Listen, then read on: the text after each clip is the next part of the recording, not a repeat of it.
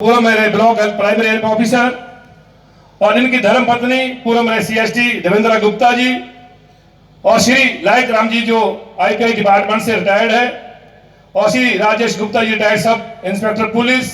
आप सभी से मेरा आग्रह रहेगा कि आप मंच तक आने का कृपा करें और राष्ट्रीय अध्यक्ष जी आप जो ऐसी कल्याणकारी श्री नरेंद्र मोदी जी की और ऐसे हमारे राष्ट्रीय अध्यक्ष जी जो हमारे हिमाचल के वीर भूमि के ऐसे हमारे राष्ट्र की जो हमारी संसार की सबसे बड़ी राजनीतिक पार्टी आप सभी मंच तक अपना जल्दी से जल्दी आए। इससे पहले कि हमारे राष्ट्रीय अध्यक्ष जी आपके संबोधन में कृपया आप मेरा कार्यकर्ता से आग्रह मेरा आग्रह रहेगा कि आप जब तक मंच पे आएंगे तब तक मेरा राष्ट्रीय अध्यक्ष जी से आप मंच में आए और इसी जो रामपुर और बिलासपुर रामपुर को और बिलासपुर आपका अपना स्थायी ऐसे ही रामपुर को भी अपना घर समझते में ऐसी आपकी जो जनता आपकी प्यारी दूर दूर से आए हमारे कार्यकर्ता को आप अपना आशीर्वाद देंगे। ऐसे हमारे राष्ट्रीय अध्यक्ष जी जिस जगह पर मंच पे आए और जनता को संबोधित करें और ये जो कार्यकर्ता आप कृपया मंच तक आ जाए। जय श्री राम, जय श्री राम, आगे जा। जय श्री राम, जय श्री राम, जय श्री राम, जय श्री राम। आज के इस चुनावी सभा में मंच पर उपस्थित हमारे बहुत ही लोकप्रिय प्रत्याशी और मेरे युवा साथी मेरे छोटे भाई श्री कौल सिंह जी, हमारे उत्तर प्रदेश में मंत्री और हमारे साथी श्री सौरभ बहुगुणा जी, हमारे प्रदेश कार्य समिति के सदस्य और जिनके साथ मैंने छात्र जीवन में काम किया ऐसे हमारे भीमसेन ठाकुर जी, हमारे नरेश चौहान जी, हमारे वरिष्ठ साथी जिनके साथ मुझे विधानसभा में भी काम करने का मौका मिला, पूर्व विधायक श्री सिंगीराम जी, हमारे ब्रिजलाल जी, हमारे लालिन भट्ट जी, विजय गुप्ता जी, यहाँ के अध्यक्ष कुलवीर सिंह जी, अनिल चौहान जी, जगदीश मेहता जी, श्रीमती प्रीति मंगल जी, सम्मानित मंच और यहाँ इतनी बड़ी संख्या में एकत्र आए रामपुर के दूर दूर क्षेत्र से देवी और सज्जनों, मेरे नौजवान साथी और मीडिया के साथी, मीडिया और इलेक्ट्रॉनिक मीडिया के मेरे साथी, ठीक है ना। सबसे पहले तो मैं जब रामपुर में आया हूं तो माता भीमा काली जी के आशीर्वाद लेकर के नमन करते हुए उनका आशीर्वाद लेते हुए मैं अपनी बात को प्रारंभ करता हूं। कुछ नहीं करेंगे, रुक जाइए। हम जानते हैं कि चुनाव की बेला है और अभी अभी कौल सिंह जी ने कुछ नहीं कर रहे, कम शब्दों में सारी बात बहुत गहराई से आप सबके सामने रखी है। मुझे लगता है कि उन्होंने सारी बातों को विधानसभा की दृष्टि से जो आवश्यक था उसको आप सबके सामने रखा है। मैं सुन रहा था उनको, उन्होंने विकास की बात कही, उन्होंने 15 साल में क्या हुआ इसके बारे में प्रश्न उठाए और उन्होंने इस बात का आश्वासन दिया कि आगे उनको मौका दिया जाए तो वो निश्चित रूप से आप सबका विकास करेंगे। मित्रों, जब मैं चुनाव की बात करता हूं तो हमेशा एक बात कहता हूं कि जिन लोगों ने कुछ काम नहीं किया वो हमेशा चुनाव को उलझाने का प्रयास करते हैं, मतदाता को भटकाने का काम करते हैं और प्रजातंत्र की चलती हुई गाड़ी को अटकाने का काम करते हैं। और जो लोग मेहनत के साथ, विश्वास के साथ, लोगों के साथ कंधा से कंधा मिलाकर के विकास के लिए जुड़ते हैं, वह चुनाव को सुलझाने का काम करते हैं, अटके हुए, भटके हुए, लटके हुए लोगों को निकाल करके प्रदेश को और विकास के तरीके से बढ़ाने का प्रयास करते हैं। जय श्री राम। अभी मुझे बताया गया कि परिवार के नाम पर वोट मांगने की कोशिश होती है। यह मानसिकता ही अपने आप में बता देती है कि सामने खड़ा प्रत्याशी बैसाखियों पर खड़ा है, वो अपनी ताकत पर नहीं खड़ा है, वो आपके लिए नहीं खड़ा है, उसके मन में कोई विकास की योजना नहीं है और 15 साल का भी वक्फा कम नहीं होता। आपने देख ही लिया, परख लिया, समझ लिया। लेकिन जब मैं कौल सिंह की बात करता हूं तो मैं दावे के साथ कहता हूं, आप इनको एक मौका दीजिए, मुझे भी आगे आने की जरूरत नहीं पड़ेगी, ये अपने आप आपको आगे बढ़ा ले जाएंगे। ये परिस्थिति आएगी। इसलिए चुनाव भावना पर मत लड़ना, चुनाव भविष्य के लिए लड़ना और भविष्य को मजबूत करने के लिए मत लड़ना, अपने भविष्य को। मित्रों, चुनाव के बहुत मुद्दे हैं। मैं देश से शुरू करूं तो हम सबको ध्यान में आता है कि लंबे समय तक कांग्रेस के लोगों ने प्रधानमंत्री के पद पर बैठकर इस देश पर राज किया, लेकिन देश को कोई दुनिया में पहचान नहीं बना पाए। लेकिन प्रधानमंत्री मोदी जी ने पिछले 8 साल में भारत को दुनिया के नक्शे पर खड़ा कर दिया है और आगे बढ़ा दिया है। इसको हमको समझना होगा। क्या मैं सच बोल रहा हूं? क्या मैं सच बोल रहा हूं? मित्रों, आज भारत लेने वाला, मांगने वाला भारत नहीं है, ये देने वाला भारत हो गया है और आगे बढ़ चला है। मैं देख रहा हूं आप सब लोग बड़े नजदीक नजदीक बैठे हैं, किसी के भी मुंह पर मास्क नहीं लगा है। यहां अमेरिका का राष्ट्रपति भी मास्क लगा के फिरते हैं। अभी भी चीन में मालूम नहीं है कि कोरोना की लड़ाई लड़ पाए कि नहीं लड़ पाए। अभी भी यूरोप कोरोना की मार से लड़खड़ा रहा है। लेकिन प्रधानमंत्री मोदी जी के नेतृत्व में 9 महीने में एक नहीं 2 वैक्सीन बनाकर 219 करोड़ डोजेज लगाकर, बूस्टर डोज लगा करके, देश को सुरक्षा कवच पहना करके भारत फिर से खड़ा हो चला है और आगे बढ़ चला है। इसको आपको समझना चाहिए। आज भारत ने 100 देशों को वैक्सीन अपनी दी है, 48 देशों को मुफ्त में वैक्सीन दी है, 2.5 करोड़ मुफ्त में वैक्सीन दी है। इसीलिए जब मैं कहता हूं कि भारत लेने वाला नहीं, देने वाला भारत हो गया है। और मुझे खुशी है कि अगर 219 करोड़ वैक्सीन लगी तो जयराम ठाकुर जी ने हिमाचल प्रदेश को पहली और दूसरी डोज में देश में नंबर 1 पर खड़ा किया। सबसे पहले 100% वैक्सीनेशन हुई तो हिमाचल प्रदेश में हुई। कहां डोडरा कवार, कहां मलाना, कहां छोटा बंगाल, बड़ा बंगाल, कहां किन्नौर का ठांगी, कहां ये दूर दराज के क्षेत्र।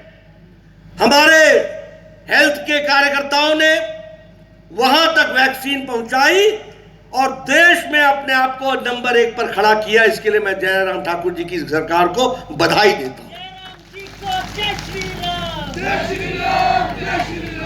मित्रों, भारत एक समय सिम कार्ड खरीदता था।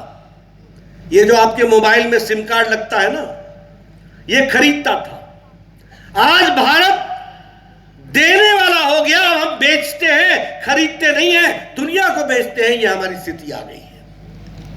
मोबाइल में दूसरे नंबर का प्रोडक्शन भारत कर रहा है, इस्पात में दूसरे नंबर का प्रोडक्शन भारत कर रहा है, सौर ऊर्जा में 5वें नंबर पर हम खड़े हैं।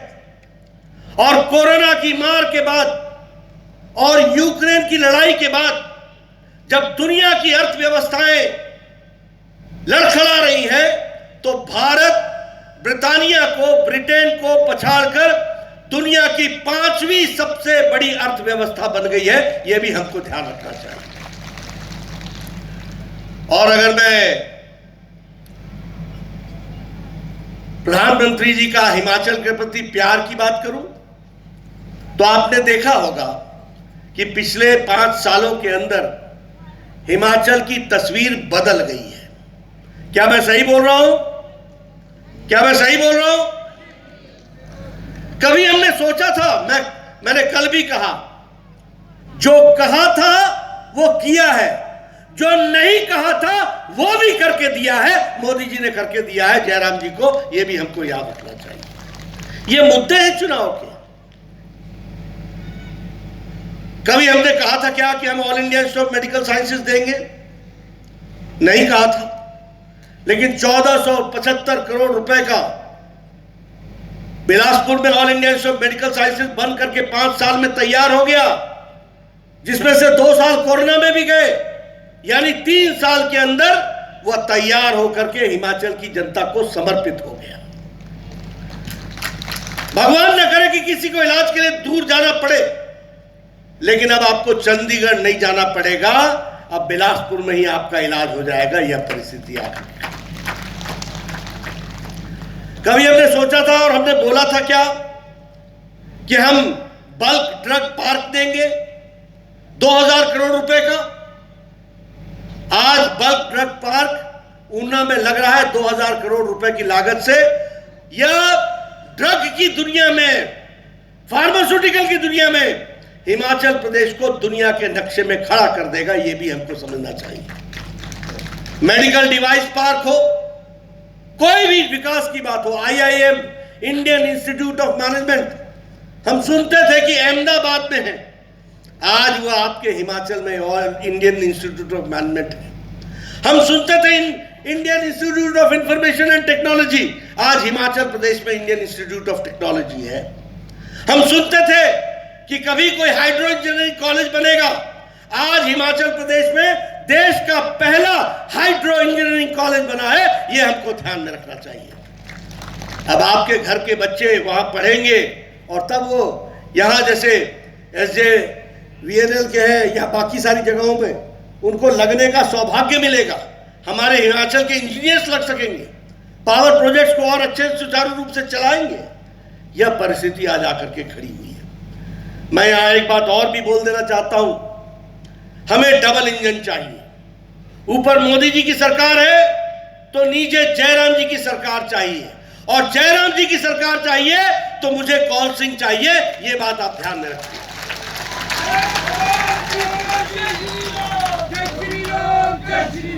और किस लिए चाहिए?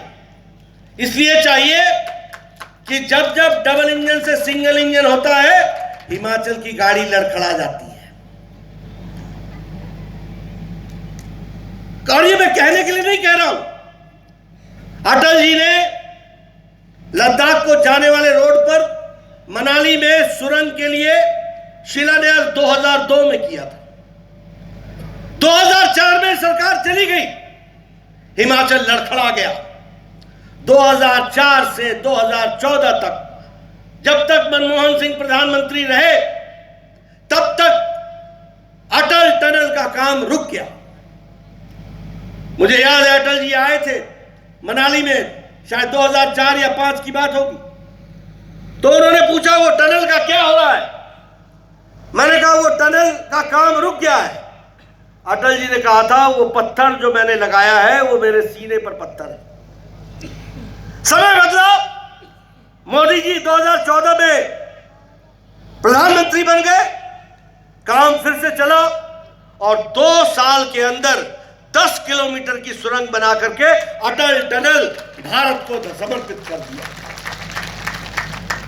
यह डबल इंजन का के कारण होता है।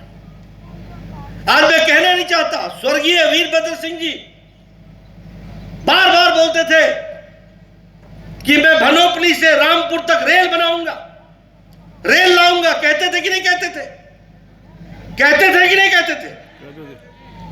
35 साल बीत गए, 35 साल, 1 इंच रेल की पटरी आगे नहीं बढ़ी।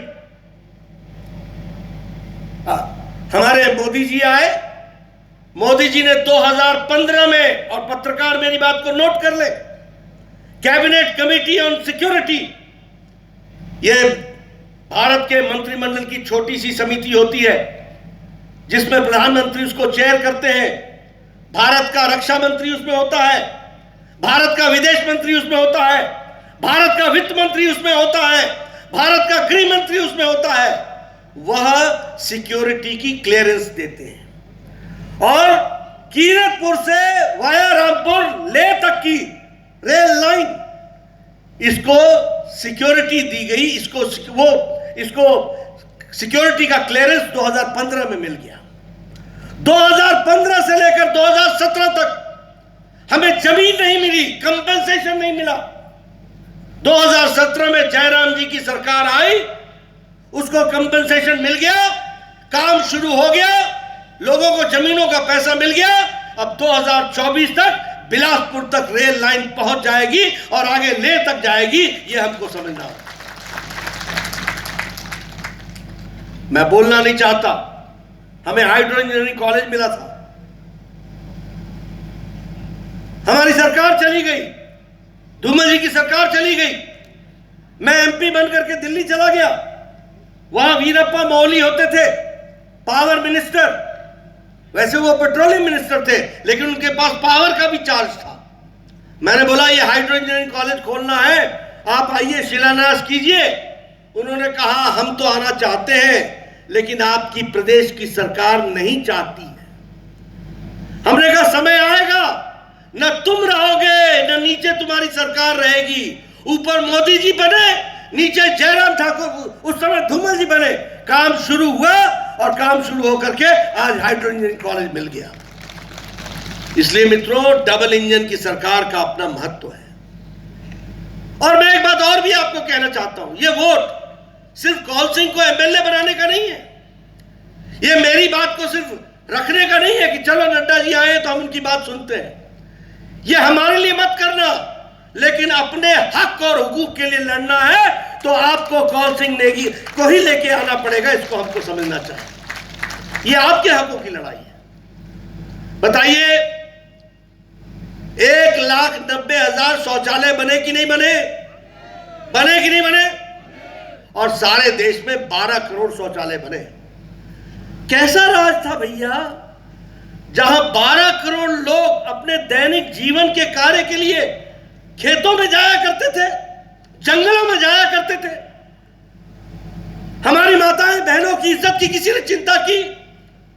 नरेंद्र मोदी जी ने 12 करोड़ इज्जत घर बनाया, आपको इज्जत दी, और 1,90,000 हिमाचल में शौचालय इज्जत घर बना करके हिमाचल की बहनों की भी इज्जत दी, उनको मुख्य धारा में शामिल किया, उनको ताकत दी। आप बताइए, आप जंगलों में जाकर के लकड़ी काट करके लाती थी कि नहीं लाती थी? बहनें लाती थी कि नहीं लाती थी? सुबह 5 बजे उठना पड़ता था कि नहीं उठ पड़ता था? और जा करके पेड़ पर चढ़ करके आप लकड़ियां काट के सर पर बोझा उठा करके फिर उसको सुखा करके फिर चूल्हा जलाती थी और फूकनी से लेकर के धुएं के बीच में आग जलाती थी। मैं ठीक बोल रहा हूं? प्रधानमंत्री मोदी जी ने आपको 9 करोड़ गैस के चूल्हे और सिलेंडर देकर, और उसमें 9 करोड़ चूल्हे तो दिए ही दिए, साथ में यहां पर हिमाचल सुविधा योजना के तहत लाखों के हिसाब से जयराम ठाकुर ने भी आपको गैस के सिलेंडर और चूल्हे दिए। आज हिमाचल प्रदेश में कोई घर नहीं है जहां लकड़ी का चूल्हा हो और लकड़ी से खाना बनता हो। आज गैस के चूल्हे हैं और हमारी माताएं बहनें लाइटर से जलाती हैं, 5 मिनट में चाय बनाती हैं और आधे घंटे में खाना बना करके तैयार करती हैं। ये हमने देखा। ये महिलाओं का सशक्तिकरण हुआ। मैं एमएलए था, छोटे समय नहीं रहा हूं, 15 साल एमएलए रहा, 10 साल मिनिस्टर रहा, मेरे पास वीडियो आता था और कहता था सर 2 पंचायतों में एक इंदिरा आवास योजना के लिए घर बता दो, हमको बनाना है। मैं हंसते हुए बोलता था यार तू ही रख ले, ये 2 पंचायतों में एक घर दे रहे हो, 500 एप्लीकेशनें मेरे पास पड़ी हैं, 1 अनाथ 100 बीमार, मैं क्या बांटूंगा। और उसमें भी क्या कहते थे कि इंदिरा जी जब गई थी तो कुछ पैसा छोड़ गई थी, उससे इंदिरा आवास योजना बन रहा है। यानी लोगों को गुमराह करने का भी तरीका अनेकों अनेक निकाल रखा था। आज प्रधानमंत्री आवास योजना में 3 करोड़ 36 लाख से ज्यादा पक्के मकान बन गए हैं और यहां भी लगभग 28,500 मकान बन चुके हैं। ये परिस्थिति आकर के खड़ी। आयुष्मान भारत, आपको शायद पता नहीं होगा, हमारे एमएलए साहब सिंह राम जी हमारे पास आया करते थे, याद है सिंह राम जी? इसका बाईपास होना है, इसका ऑपरेशन होना है, इसको स्टंट लगने हैं, इसका किडनी का ऑपरेशन होना है, और मैं स्वास्थ्य मंत्री होता था। कहते थे 1.5 लाख दे दो, 1 लाख दे दो, 2 लाख दे दो, और मैं कहता था भैया उतना तो है नहीं, 75,000 ले जाओ, 1 लाख ले जाओ। ये बोले मरीज तो बचेगा नहीं। मैंने कहा बचाने का काम तो तेरा जितना है मैं दे देता हूं। मुझे भारत का स्वास्थ्य मंत्री बनने का मौका मिला। मोदी जी ने मुझे कहा कि कुछ बड़ा सोचो। मैंने उनको बताया कि मैं जमीन पर ये देख करके आया हूं। उन्होंने कहा बड़ी स्कीम बनाओ। आज मुझे खुशी है कि 10 करोड़ 74 लाख गरीब परिवार, यानी 50 करोड़ लोग जिनको देखने वाला कोई नहीं था, जिनकी चिंता करने वाला कोई नहीं था, मोदी जी ने आयुष्मान भारत बना करके 5 लाख रुपए का सालाना हेल्थ कवर दे दिया। 5 लाख रुपए का हेल्थ कवर दे दिया। और मुझे खुशी है यहां हिमाचल प्रदेश में उस 50 करोड़ में 4,70,000 परिवार हिमाचल के जुड़े आयुष्मान भारत से। लेकिन मुझे इससे ज्यादा यह भी खुशी है कि जयराम ठाकुर ने, पत्रकार नोट कर ले, 5,17,000 परिवारों को हिमाचल हिम केयर से जोड़ दिया और उन्होंने भी 5 लाख रुपए का हेल्थ कवर दे दिया। आप बताइए आपके हकों की रक्षा किसने की? किसने की? किसने की? यह बीजेपी ने की। इसलिए मैं आपसे कहना चाहता हूं, विषय के कौल सिंह का नहीं है, विषय मेरा नहीं है, विषय आपके हकों की चिंता है। इसको हमको समझना होगा। मैं एक नहीं अनेकों उदाहरण आपके सामने रख सकता हूं, एक नहीं अनेकों उदाहरण। आप सब लोग बाहर जाते होंगे तो आप देखते हैं कि नहीं देखते हैं, कहीं 4 लेन बन रहा है, कहीं 2 लेन बन रहा है, कहीं 3 लेन बन रहा है। देख रहे कि नहीं देख रहे? सुरंगें बन रही कि नहीं बन रही है? विकास हो रहा है कि नहीं हो रहा? अभी 11,000 करोड़ रुपए का पावर प्रोजेक्ट के लिए प्रधानमंत्री जी ने शिलान्यास किया है। किसको उसका लाभ मिलेगा? हिमाचल को मिलेगा। विकास के नए नए आयाम लिखे जा रहे हैं। मित्रों, अगर मैं स्कीमों की चर्चा करूं तो शाम हो जाएगी, लेकिन स्कीम नहीं खत्म होंगे, यह हमको ध्यान में रखना है। और इसीलिए अब यहां की बात करें, कौल सिंह जी ने आपके सामने सुना दिया। जयराम जी जानते हैं कि जब से प्रजातंत्र देश में आया तब से हमारे को यहां आशीर्वाद नहीं मिला। लेकिन जयराम जी ने यह नहीं कहा कि रामपुर हमारा नहीं है। उन्होंने कहा कि जितना सिराज है उतना ही रामपुर मेरा है और हमारा है।